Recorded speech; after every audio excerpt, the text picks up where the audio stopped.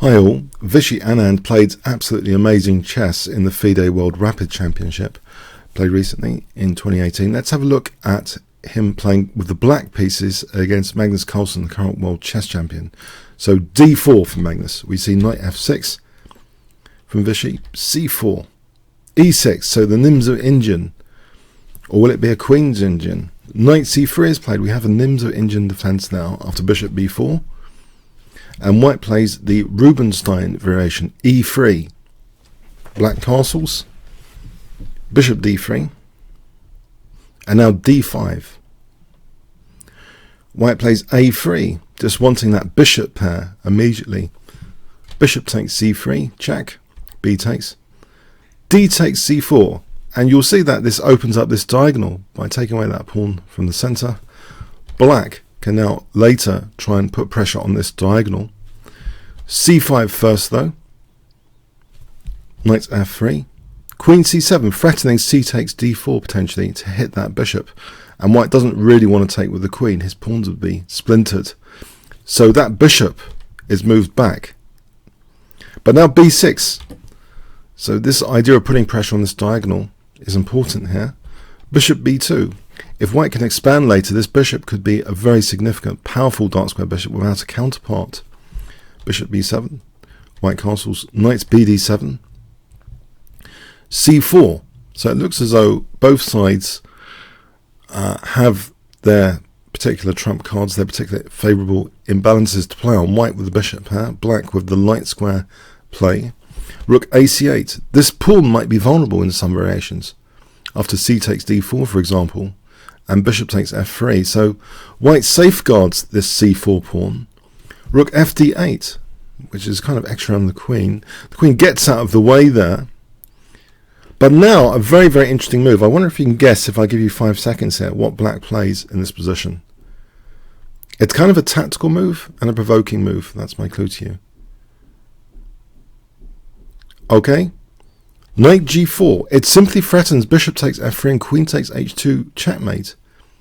Sometimes it's good to try and provoke weaknesses. Pawns do not go backwards. Here, it's also impossible to play this, by the way, because bishop takes f3, that bishop takes e2 after. So g3, this is an unfortunate move to have to play, because that light square bishop is quite dangerous already, and even more so now.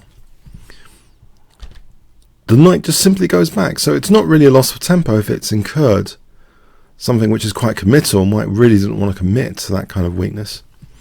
Rook fd1, knight e4. The knight here, this is a very interesting swing of the knight back to d6 potentially. Very, very interesting. Knight e1, knight d6. And there's a potential idea of maybe putting pressure on c4 later with things like bishop a6. Now white expands his bishop. This seems a very, very logical move in response. There's a slight downside though, really, with this. After e takes, c takes, although that bishop is looking great, black can expand now with c4.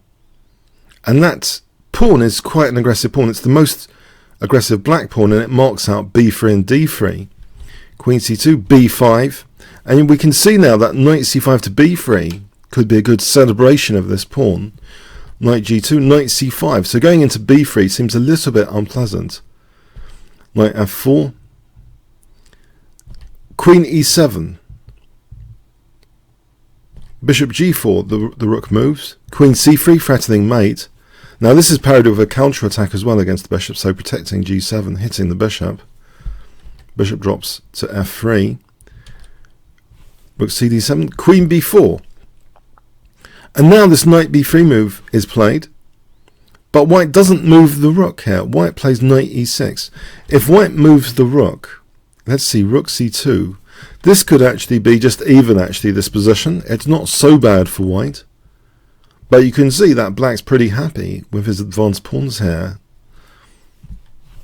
So in this position, though, Magnus played knight e6, offering the exchange, sacrifice. For the moment, knight takes c1, because actually white just plays rook takes c1.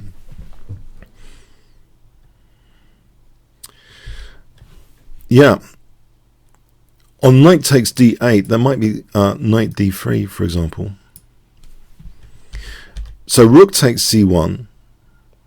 But now, black is really under pressure here. If he does the wrong move, he could be crumbling. Vichy just offers the exchange back with this move, knight c8. If he moves the rook here, then black crumbles. Knight takes, and bishop e5, very nasty pin. And you can see black crumbling now. That pawn chain is just being dismantled here. That's to be avoided. Okay, so actually we see this counter exchange sacrifice. And it's not taken. Queen takes b5. The rook isn't taken because after queen takes, a takes. This is very nice for black, this position. Black's the one that's better, even though white's got the bishop here. This pawn is potentially very vulnerable. So we see actually queen takes b5, leaving that seemingly very, very aggressive knight there. So it seems to be a very interesting position here. If the rook just simply moves, white's got a lot of pressure. But can you guess what Vishy Anand plays in this position? Does the tiger show his claws here? If I give you 5 seconds, starting from now, black to play.